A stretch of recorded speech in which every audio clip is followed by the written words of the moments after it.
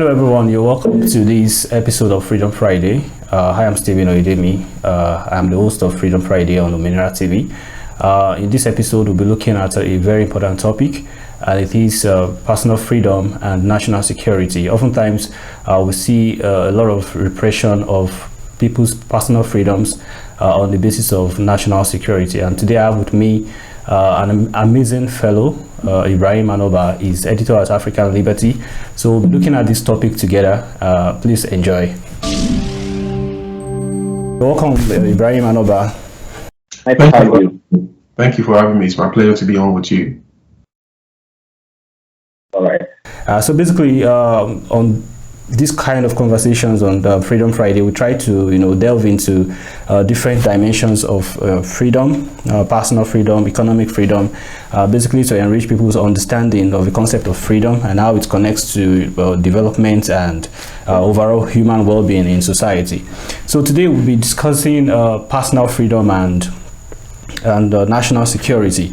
And as I mentioned in my intro, oftentimes governments try to limit people's personal freedoms, citing the excuse of national security.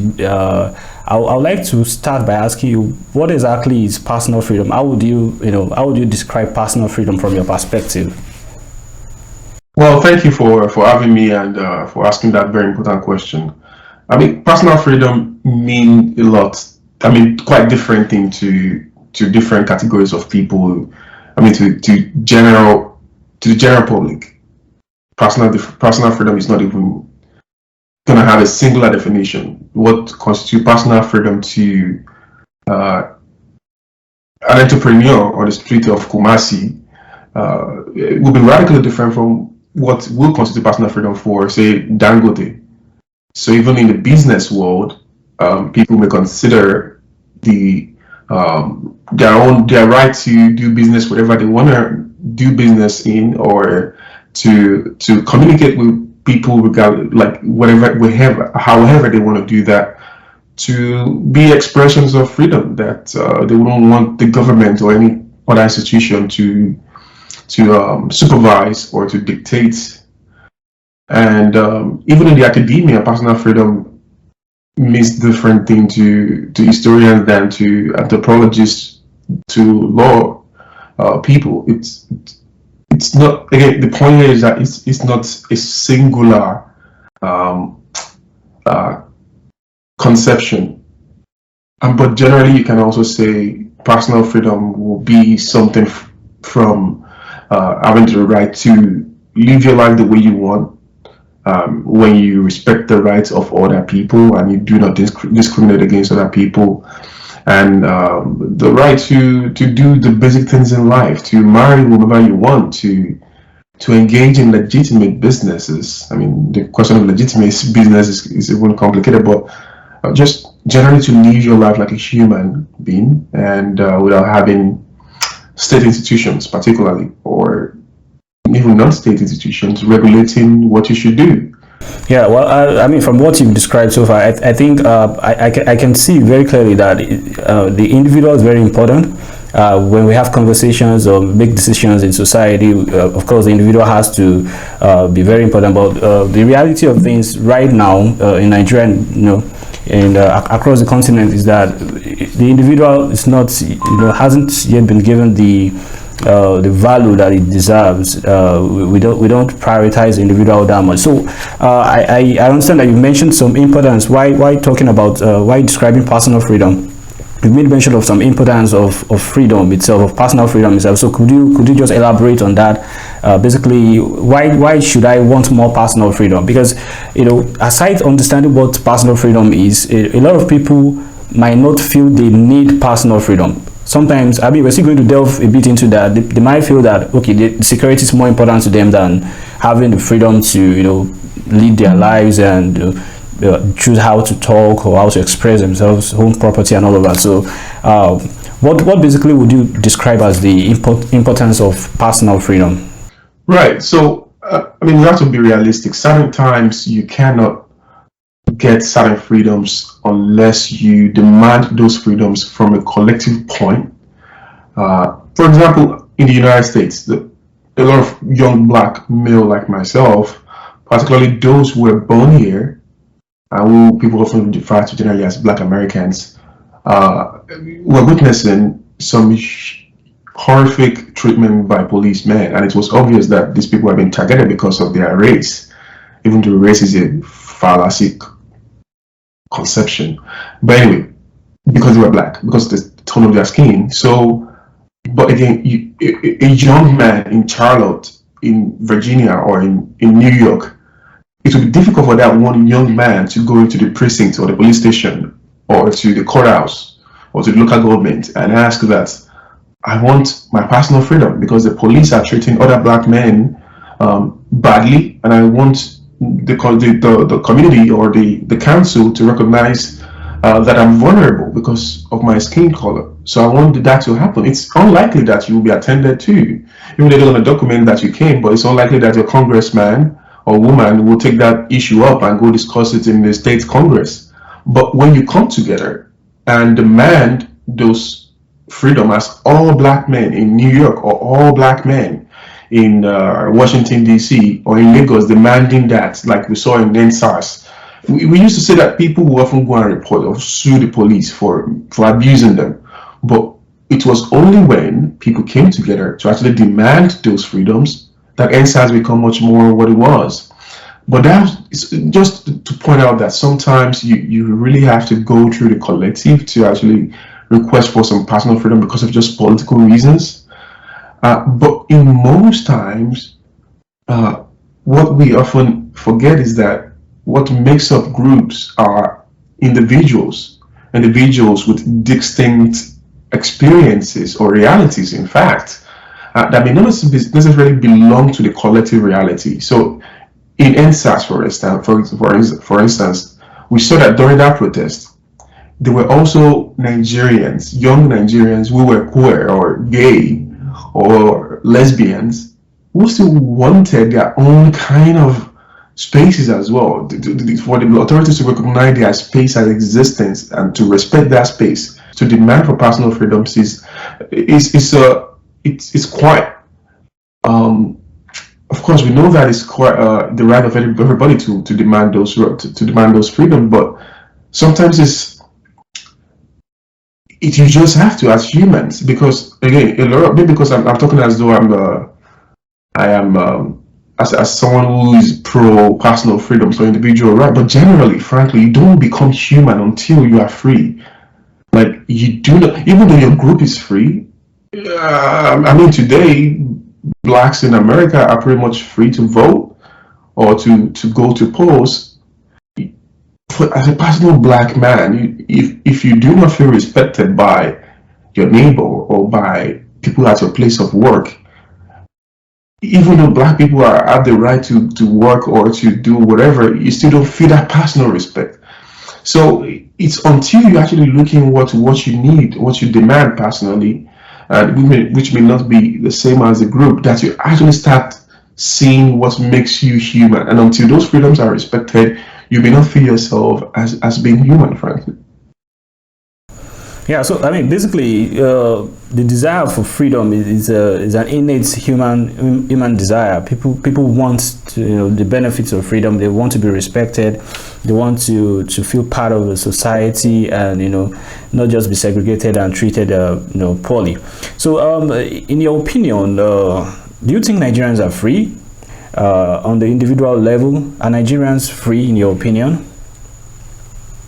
I mean, I don't think any human being living under any state or federal government anywhere in the world is, I can call them free. Even, I think the freest country, maybe New Zealand, or I can't remember the number one country in the recent rankings of Cato or Heritage. But anyway, even what is considered the freest country, individuals are still not free because they are confined by certain constitutional provisions or legal provisions.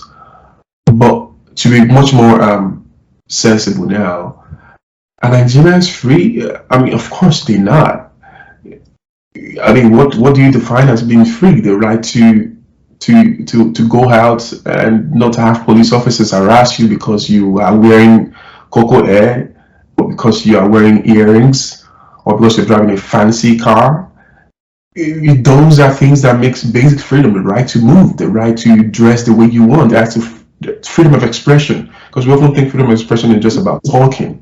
You're expressing your own identity, your own sexuality, your what you're expressing. It's personal to you. But if you can't do all those things, it makes you to think of yourself as not having freedom. So yeah, Nigerians do not have freedom. They are not free.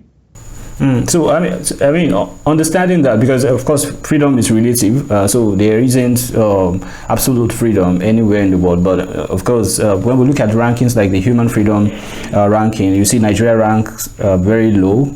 In fact, in the freedom of expression rankings as well, Nigeria ranks very low as well. So, of course, just as you've mentioned, when we look at it relatively, Nigerians are actually not that free.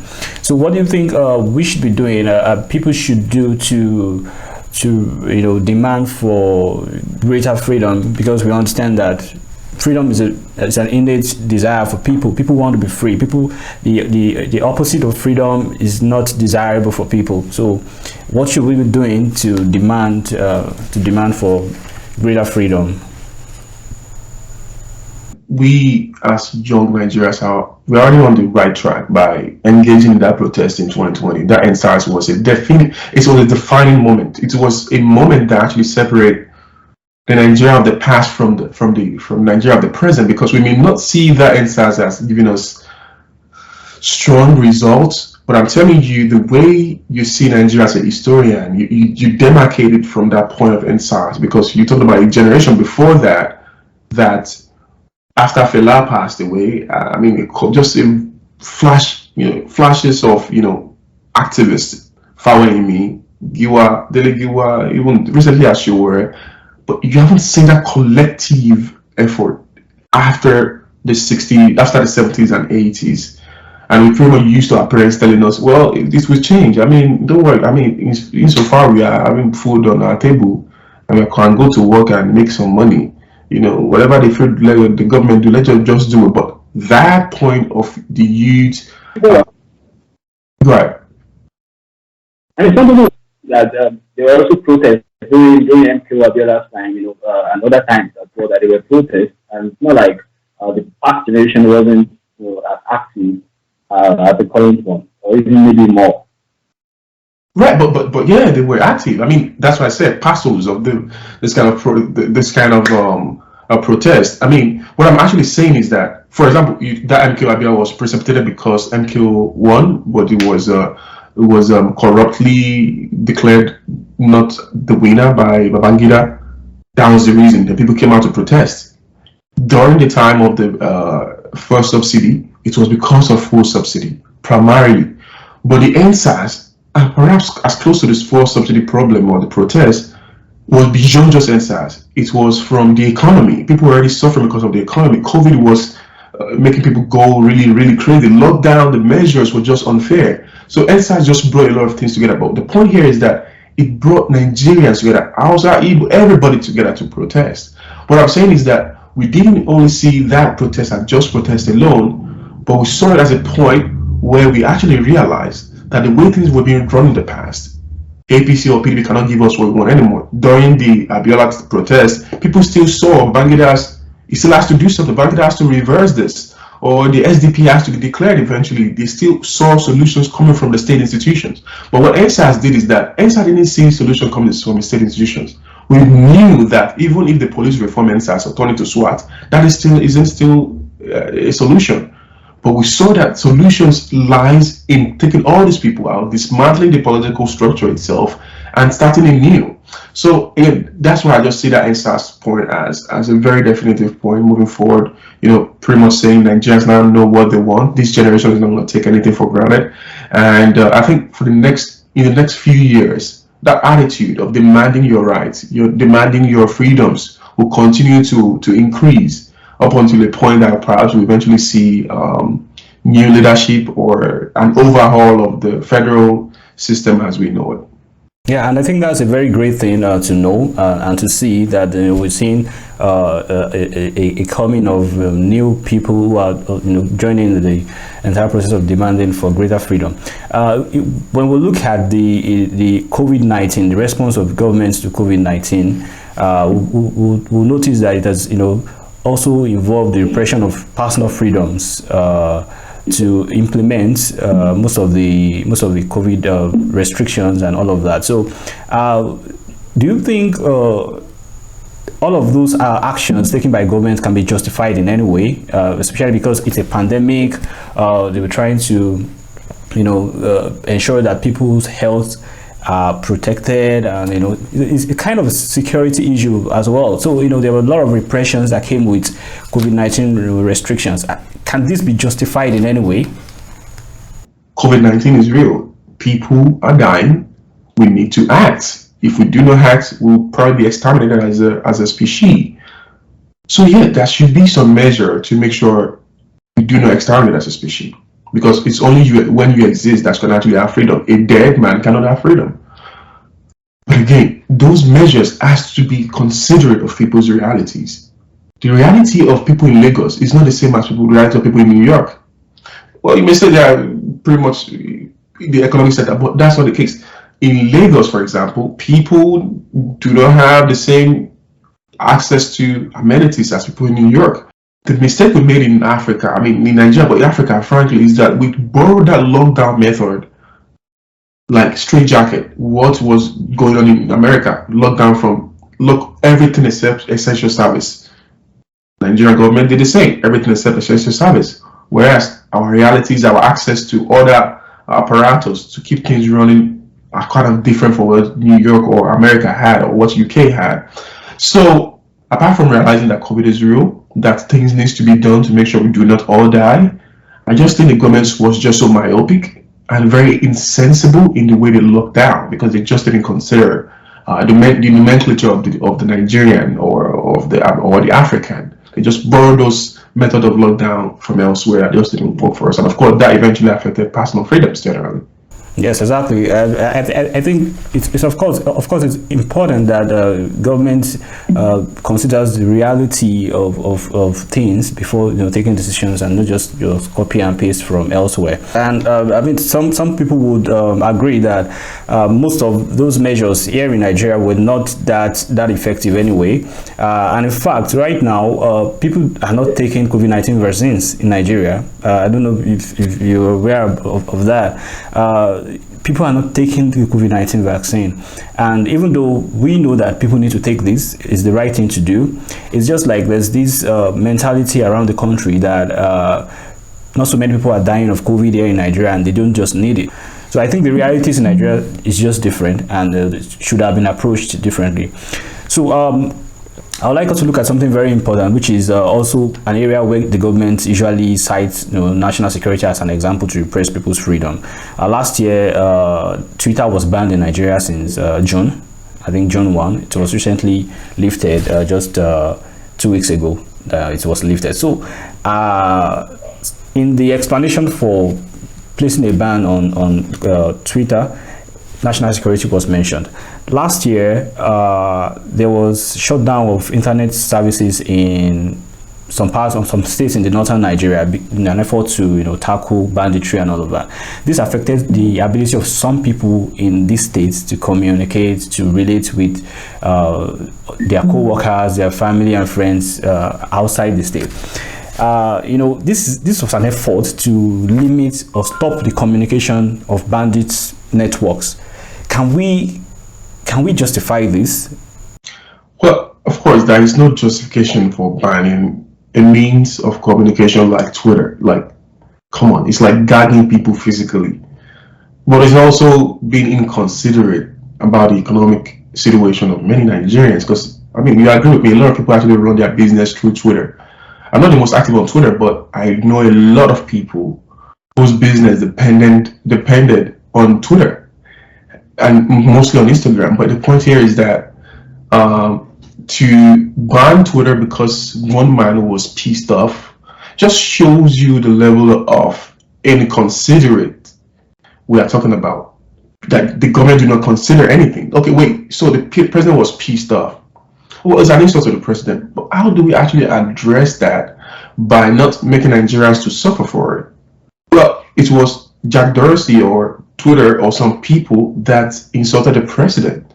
So why not tackle those people through legal means or through direct means when you do not just bring Nigerians, innocent Nigerians into the fray? But in you retaliating against those people that embarrass the president, you are making life miserable for Nigerians as well. That points to the inconsiderateness. So the point here is that there is no justification for Twitter banning. And of course, it wasn't so effective because a lot of people still circumvent their way into accessing Twitter. People use VPN and whatnot. People had to survive. But the point here is that it just shows you to what extent this government, and in fact, not only the Buhari government, the Nigerian political system, what extent they will go into abusing power. One, but two, it also shows you the extent of the lack of considerateness they give to the life of regular Nigerians. It's already the case that inflation rate is high. It's already the case that COVID-19 is making life miserable, and the government know that people will run their business on Twitter. So, not considering that in the way they lash at Twitter by banning their platform is just unfortunate. But I just hope that think tanks like yourself, who are doing an amazing job, will continue to do what they can to pressurize the government into acting sensible, but particularly to address things through legal means. We know that the executive arm and to some extent the judicial arm are not so trustworthy in implementing justice, but it's the least we can do because Nigerians actually depend on this kind of advocacy groups to actually push for them. Because as you know, a lot of Nigerians right now, even the educated ones, they are distracted by a million of things. Like the average 27-year-old Nigerian is already thinking about the mother, the father, the girlfriend or the boyfriend they have, how to get home from work, if at all they even have a job. If they don't have a job, what job they're going to do? Getting home to light, how to on the generator, how to buy petrol. They're already distracted by a lot of things. So you can't really ask them to come and be actively participants in political process or in advocacy groups, which is why a group and other groups doing public policy advocacy are actually so pivotal in making all these changes that we actually really need badly to make life and personal freedoms much more accessible to Nigerians. Wow, yeah. So thank you for that submission and view of yours. It's very great, and I know our viewers must have learned something from this. But both personal freedom and security, you would agree with me, are important. Of course, our viewers will also agree that both personal freedom and national security are important. And of course, it's almost impossible to express one's freedom in an atmosphere of insecurity. So how do you think these two important needs should be balanced, both from the government perspective and, of course, from the perspective of the citizens, who some of whom feel that perhaps they can sacrifice a lot of their freedom, perhaps because for one reason or the other, they feel we can actually sacrifice our freedom for security. I don't know, but how do you think these two should be balanced? Okay, yeah. So that's a very important question, and of course, that's what Buhari and his people are paid to do. They're not paid to do that, but frankly, it's an important question that government needs to ask itself. But they only need to start by first recognizing that personal freedom are important. If they have that on the one hand, they're going to say, okay, well, so personal freedom is really important, but we also have these security challenges to address. So how do we actually balance the two? But the problem is, if you do not recognize the first one, that personal freedom actually matters, or it's actually something that you need to take seriously, then going about the second one, national security, will be in such a way that you don't even consider the first one. So it's until you actually recognize the first one that can actually address the two in co-consideration. But if that was supposed to be the case, that the government realized that, personal freedom is really important, but we also have security to address, then I would just advise that things need to be taken very carefully. For example, banditry is very serious. It's a serious issue we are facing in the country.